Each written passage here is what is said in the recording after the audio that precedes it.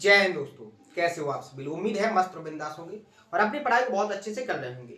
अपना जो लास्ट का सेशन हुआ था उसमें मैंने आपको जो ऑर्थो सेंटर से रिलेटेड जितने भी टाइप के कॉन्सेप्ट बन सकते हैं, हर एक कॉन्सेप्ट को विद प्रूफ के साथ मैंने आपको समझाने की कोशिश की थी, थ्योरी के फॉर्म में, डायग्राम के फॉर्म में, और उसके बाद उसका कॉन्सेप्ट क्या है और उसका प्रूफ क्या है। 4 तरीकों से मैंने एक कॉन्सेप्ट को समझाने की कोशिश की थी। उम्मीद है हर एक स्टूडेंट को बहुत अच्छे से समझ में आ गया होगा, और जिसको थोड़ी भी प्रॉब्लम आई होगी, अगर उसने फिर से देखा होगा तो उसको शानदार तरीके से समझ में आ गया होगा। उसके बाद मैंने आपको क्या किया था कि जो कॉन्सेप्ट है उस पर कैसे एग्जाम ने क्वेश्चन को क्रिएट करता है, उन सभी टाइप की लैंग्वेज के क्वेश्चन की प्रैक्टिस करवाने की कोशिश की थी, जिसमें मैंने आपको डाटा को कैसे ऑब्जर्व करना है, डाटा को कैसे सॉल्व करना है, कैलकुलेशन को कैसे आसान तरीके से आपको सॉल्व करना है, हर एक टाइप को बहुत शानदार तरीके से मैंने आपको समझाने की कोशिश की थी। हर एक टाइप आपको बहुत अच्छे से समझ में आया होगा। आज का सेशन नए कॉन्सेप्ट सेंट्रोइड से स्टार्ट करेंगे, जो कि अपना सेंटर में लास्ट कॉन्सेप्ट है। मैंने आपको बताया था कि अपन को 4 सेंटर्स के बारे में डिस्कस करना है। सबसे पहले अपन ने जो डिस्कस किया था वो किया था अपन ने इन सेंटर के बारे में डिस्कस। उसके बाद दूसरा जो डिस्कस किया था सर्कम सेंटर, तीसरा ऑर्थो सेंटर, और चौथे नंबर का जो स्टार्ट होने जा रहा है वो है अपना सेंट्रोइड यानी कि केंद्र। बात करेंगे इन सेंटर की, तो इन सेंटर में जितने भी टाइप थे हर एक टाइप के कॉन्सेप्ट को समझाया था। इन सेंटर बेसिकली होता क्या है, ट्रायंगल के तीनों जो एंगल बाइट सेक्टर होते हैं उनका जो इंटरसेक्शन पॉइंट होता है वही अपना क्या कहलाता है, इन सेंटर कहलाता है। बात करेंगे सर्कम सेंटर की, तो सर्कम सेंटर अपना क्या होता है कि ट्रायंगल की तीनों साइड्स के जो परपेंडिकुलर बाइसेक्टर होते हैं यानी कि लंब समद्विभाजक होते हैं, उनका जो इंटरसेक्ट पॉइंट होता है वही अपना क्या कहलाता है, सर्कम सेंटर कहलाता है। ठीक है, इसके बाद और आगे अपन बढ़े थे तो अपन ने सीखा था ऑर्थो सेंटर। ऑर्थो सेंटर क्या है, किसी ट्रायंगल की जो तीनों एल्टीट्यूड होती हैं, जो तीनों हाइट होती हैं, उनका जो इंटरसेक्शन पॉइंट होता है वही अपना क्या होता है, ऑर्थो सेंटर होता है। तो आपने 3 सेंटर कंप्लीट हो चुके हैं।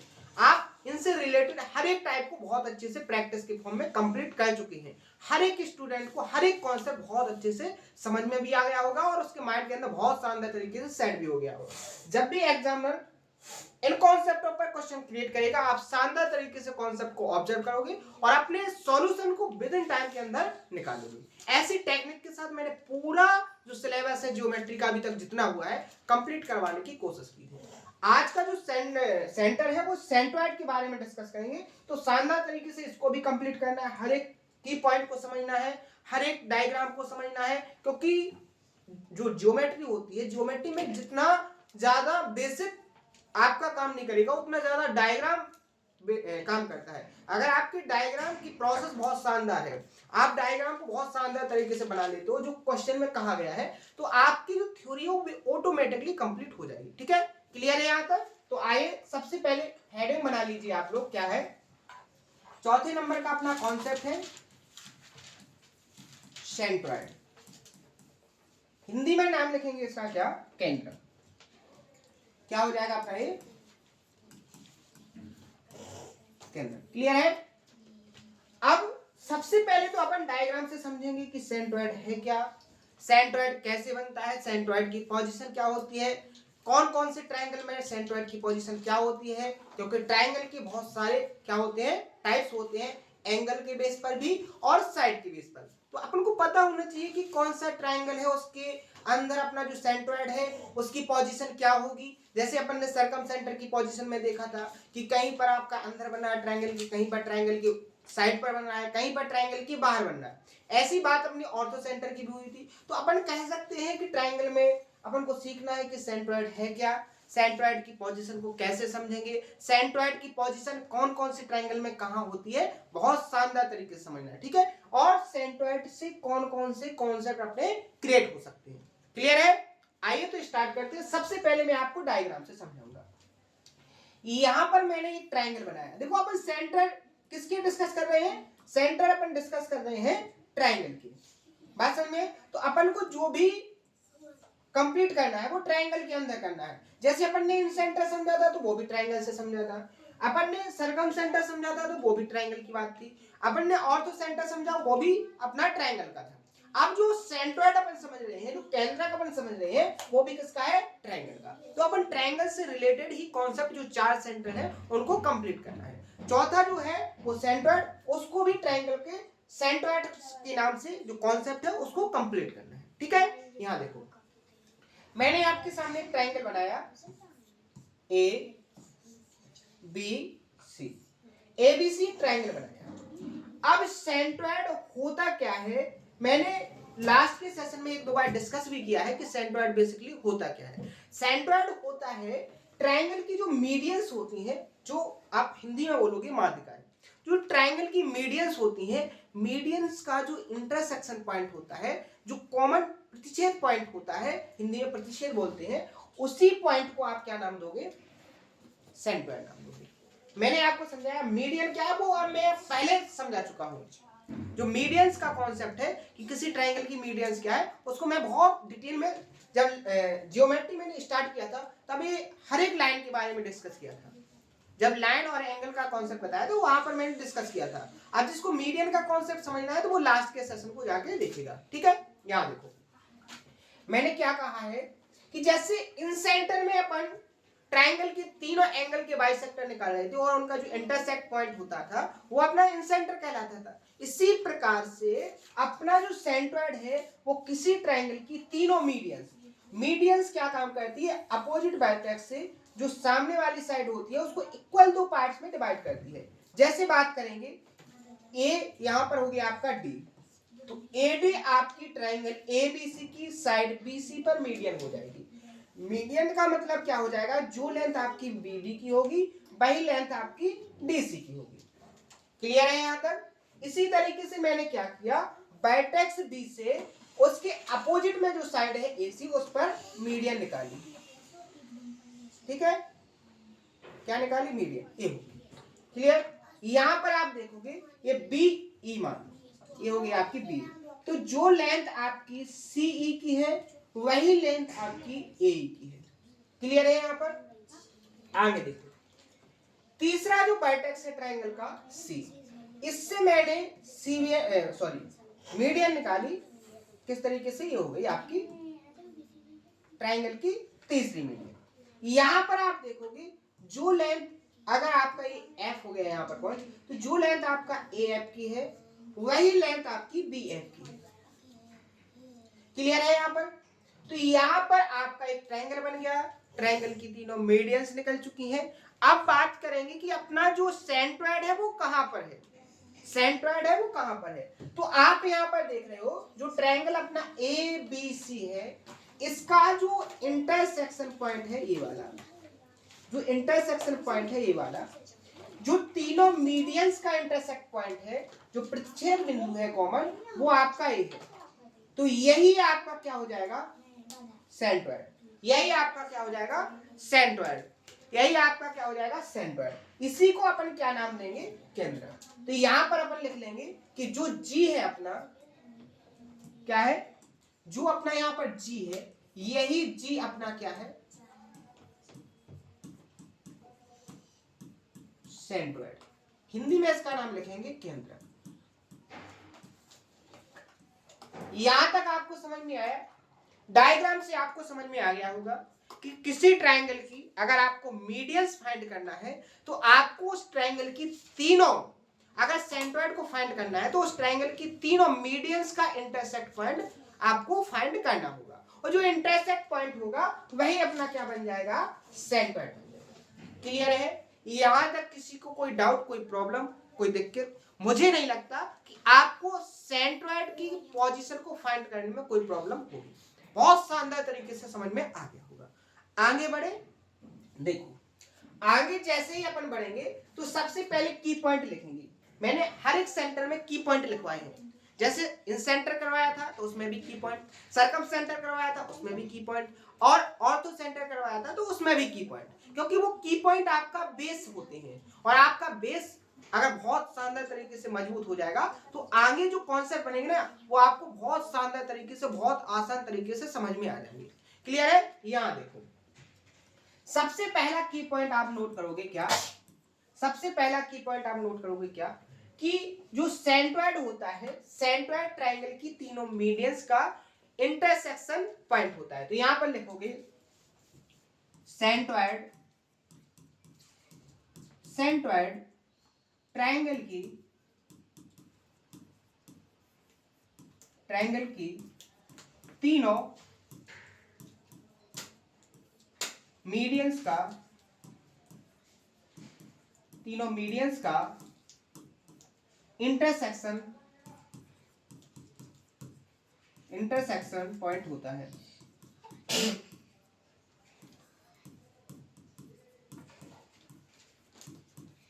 क्या होता है?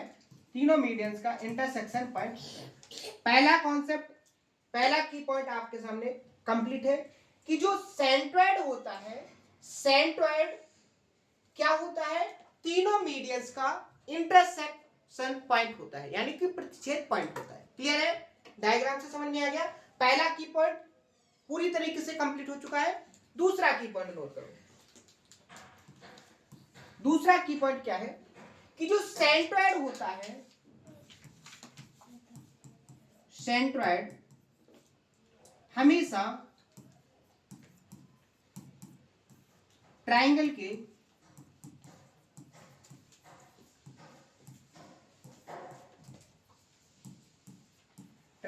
अंदर होता है। एक बात आप बताइए, अगर कोई ट्रायंगल है और आपको उस ट्रायंगल की मीडियंस निकालना है, तो मीडियंस कैसे निकलेंगी? उसके वर्टेक्स से अपोजिट साइड पर आप लाइन खींचोगे, ऐसे खींचोगे। तो आप एक बात बताइए, जब आप मीडियंस को ट्रायंगल के अंदर खींचोगे तो जो उसका इंटरसेक्शन पॉइंट होगा वो कहां पर होगा? हमेशा और हमेशा ट्रायंगल के अंदर होगा। चाहे वो ट्रायंगल आपका एक्यूट हो, चाहे वो ट्रायंगल आपका राइट एंगल हो, चाहे वो ट्रायंगल आपका ऑब्टूज हो, किसी भी शेप या साइज का ट्रायंगल हो, आप मीडियंस खींचोगे तो उसका जो इंटरसेक्ट पॉइंट होगा, किसका? मीडियंस का, माध्यिकाओं का, वो हमेशा और हमेशा कहां पर होगा? ट्रायंगल के अंदर। तो आप यहां से क्या कह सकते हो कि जो अपना सेंट्रोइड है, जो केंद्रक है, वो हमेशा ट्रायंगल के अंदर होगा। क्लियर है?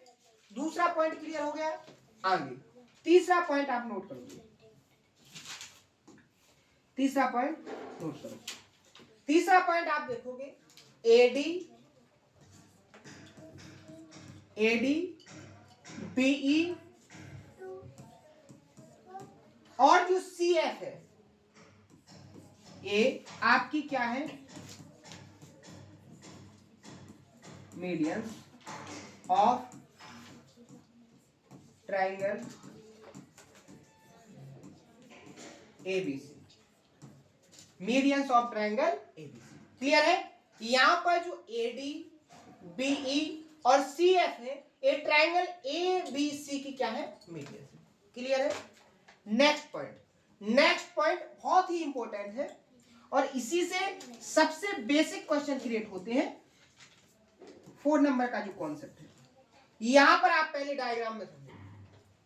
यहां आप देख रहे हो कि जो ट्रायंगल एबीसी था, जो ट्रायंगल एबीसी था, इस ट्रायंगल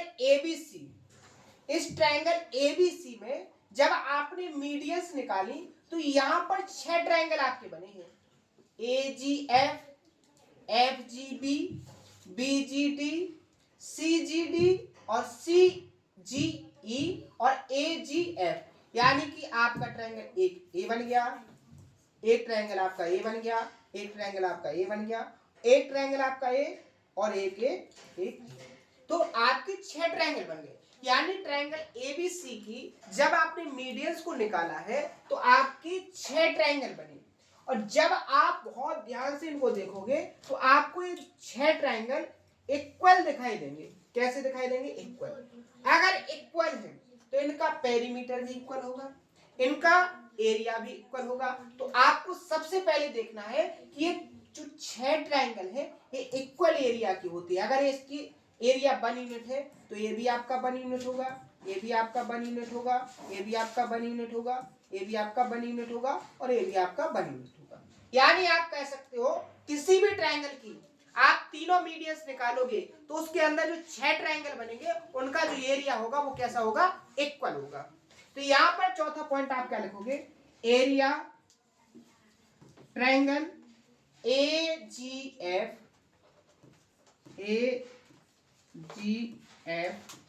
इक्वल होगा एरिया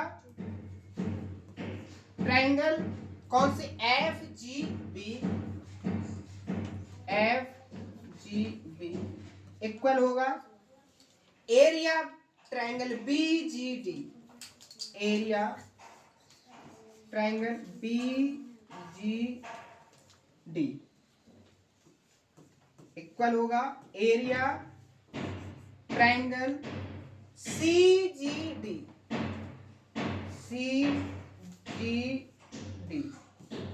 इक्वल होगा एरिया कौन सा 1 2 3 4 हो गए, 5वें नंबर पे क्या है EGC, एरिया ट्रायंगल EGC, इसका जो एरिया होगा वो इक्वल होगा किसके एरिया ट्रायंगल कौन सा AGE, और ये जो कंप्लीट एरिया होगा इनका जो एरिया होगा वो क्या होगा ट्रायंगल ABC का एरिया ट्रायंगल, यहां पर ये जो एरिया होगा 1/6 एरिया ऑफ ट्रायंगल कौन से ABC का,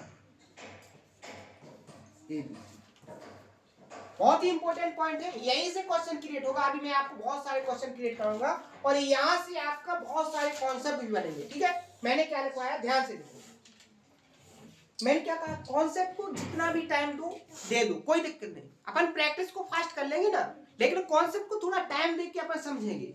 हर एक की पॉइंट आपको समझ में आना चाहिए, कोई भी की पॉइंट ना छूट जाए। अगर कॉन्सेप्ट के हर एक की पॉइंट आपके माइंड में होंगे तो आप प्रैक्टिस करोगे तो बहुत फास्ट कर लोगे। तो अपन को कॉन्सेप्ट को तो बहुत टाइम देके पूरा जितना टाइम दे सकते हो उतना टाइम देंगे, लेकिन प्रैक्टिस को थोड़ा फास्ट कर लेंगे तो अपना क्या है टाइम भी कैसा हो जाएगा मैनेज हो जाएगा। ठीक है, अपन हर तरीके से हर एक काम को कर सकते हैं। ठीक है, अगर आप कॉन्सेप्ट को बहुत ध्यान से देखोगे, बहुत अच्छे से समझोगे, हर एक तरीके से कंप्लीट करोगे तो आप उसकी प्रैक्टिस जो उस पर क्वेश्चन क्रिएट होते हैं उनकी प्रैक्टिस को शानदार तरीके से फास्ट तरीके से करोगे। क्लियर है ना? तो यहाँ देखो चौथा की पॉइंट मैंने क्या बताया है कि यहाँ पर जो 6 ट्रायंगल बने इनका जो एरिया है वो कैसा होता है इक्वल होता है, या आप कह सकते हो कि प्रत्येक ट्रायंगल का जो एरिया होगा वो क्या होगा बड़े वाले ट्रायंगल का 1/6, या आप यहाँ पर कह सकते हो जैसे मान लीजिए एग्जांपल के तौर पर यहाँ जो ABC ट्रायंगल है इसका एरिया 48 सेंटीमीटर स्क्वायर है। जो बड़ा वाला ट्रायंगल है ट्रायंगल ABC इसका एरिया ऑफ ट्रायंगल ABC का जो एरिया है वो 48 सेंटीमीटर स्क्वायर है, और आप फाइंड करना चाहते हो एरिया ऑफ ट्रायंगल BGD, कोई भी उठा लो BGD, तो ये क्या होगा आपका 1/6 कौन सा पूरे कंप्लीट ट्रायंगल का 6 8 48, तो क्या आ जाएगा 8 सेंटीमीटर स्क्वायर। ये भी आपका 8 सेंटीमीटर स्क्वायर बन जाएगा, ये भी आपका 8 सेंटीमीटर, ये भी 8 सेंटीमीटर, ये भी 8 सेंटीमीटर, ये भी 8 सेंटीमीटर, और ये भी आपका 8 सेंटीमीटर। तो ये है समझ में आया? तो ऐसे आप फाइंड कर सकते हो। ठीक है, क्लियर? अब इसका प्रूफ समझेंगे। अभी आपको लगा होगा कि कैसे होता है। ठीक है, जो कॉन्सेप्ट का प्रूफ समझना चाहते हो उनके लिए आप देखो प्रूफ मैं आपको समझाऊंगा प्रूफ कैसे। यहाँ देखो एक ट्रायंगल बनाया ABC, एक ट्रायंगल हो गया, इसकी 3 मीडियंस हो गई, क्या हो गई तीनों मीडियंस।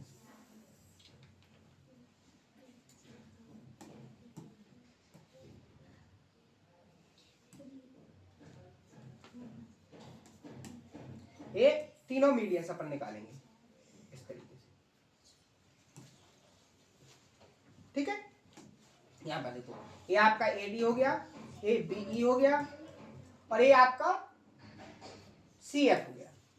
ठीक है, यहां पर जो इंटरसेक्ट पॉइंट है ये आपका सेंटर हो गया। क्लियर है? यहां बताइए पहले यहां समझिए, अगर ये आपका ट्रायंगल है, ये आपका ट्रायंगल, ये आपकी मीडियन है, ध्यान समझना, ये आपका ट्रायंगल है, ये आपकी मीडियन है। तो आपको पता होना चाहिए कि जो मीडियंस होती है वो ट्रायंगल को जिस अपोजिट साइड को जिस रेशियो में डिवाइड करती है एरिया भी उसी रेशियो में होता है। आपका ये मीडियन है, तो मान लीजिए अगर ये 1 यूनिट है तो ये भी आपका 1 यूनिट होगा। तो यहाँ पर आप क्या कहोगे कि यहाँ जो दो ट्रायंगल बना है इसका भी एरिया 1 यूनिट होगा और इसका भी एरिया 1 यूनिट होगा। समझ में आया? तो आप यहाँ पर देखिए, आप यहाँ पर देखोगे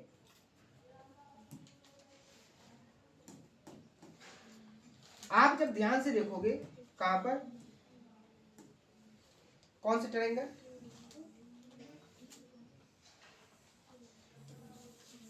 इस वाली ट्रायंगल, ये आपकी क्या है, मीडियन है।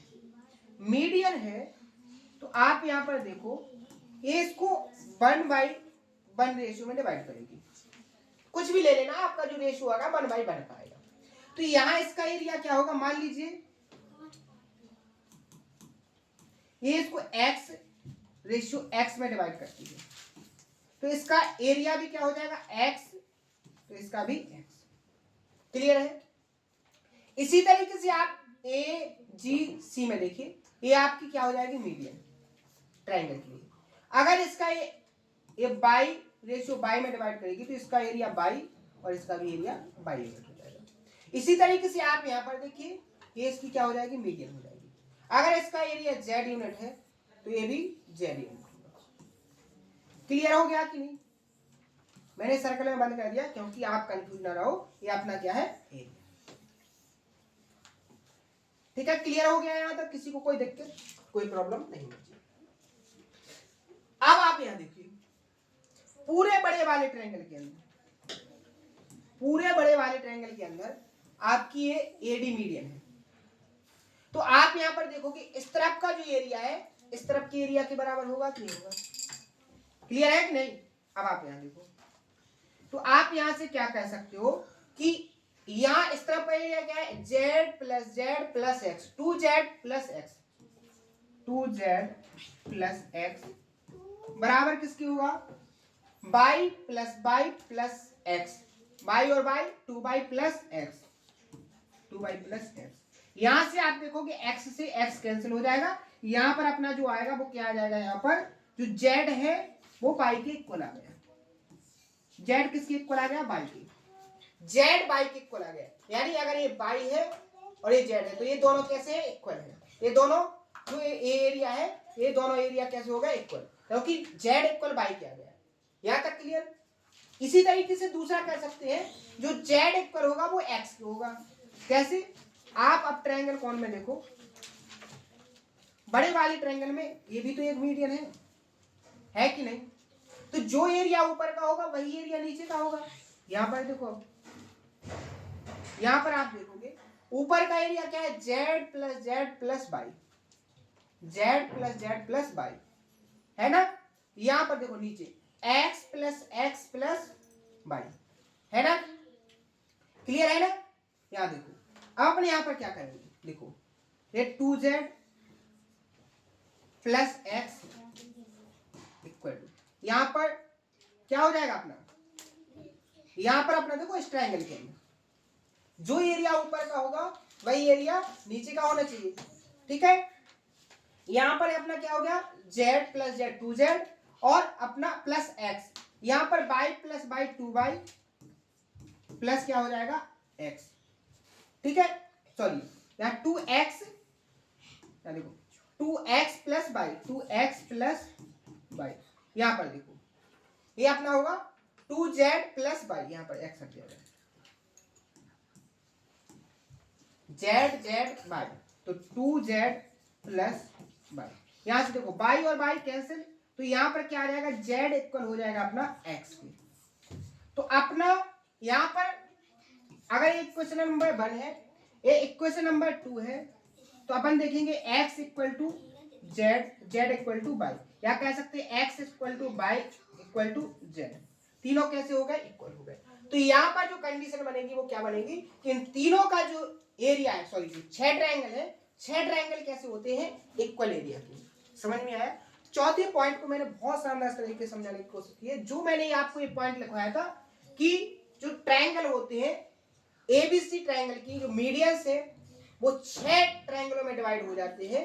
एक ट्रायंगल को 6 ट्रायंगलों में डिवाइड करता है और 6 ट्रायंगलों का जो एरिया होता है वो इक्वल होता है और जो आप कहोगे वो बड़े वाले ट्रायंगल का कैसा होता है 1/6 होता है। प्रूफ समझ में आ गया, की पॉइंट आपको समझ में आ गया। तो मैंने अभी क्या समझाया आपको, सेंट्रोइड है क्या, सेंट्रोइड की पोजीशन क्या है, सेंट्रोइड कहां पर होगा, ठीक है, क्लियर है। दूसरा मैंने आपको बताया है, इसी में देखो यहीं पर समझो, यहीं पर आप समझो कि आप इस ट्रायंगल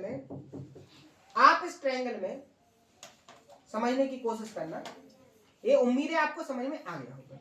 यहां देखो, ये यहां पर क्लियर है, यहां देखो, यहां देखो, अगर आप यहां पर देखोगे इसका एरिया 1 यूनिट, इसका एरिया 1 यूनिट, इसका एरिया 1 यूनिट और इसका भी एरिया 1 यूनिट, कैसे होगा, प्रूफ आपको समझ में आ गया है, ठीक है। अब आप यहां पर देखो, अगर आप यहां पर इस ट्रायंगल के अंदर की इस लाइन को हटा दो,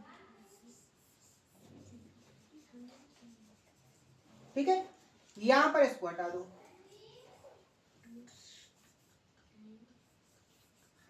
यहां से आप इसको हटा दो,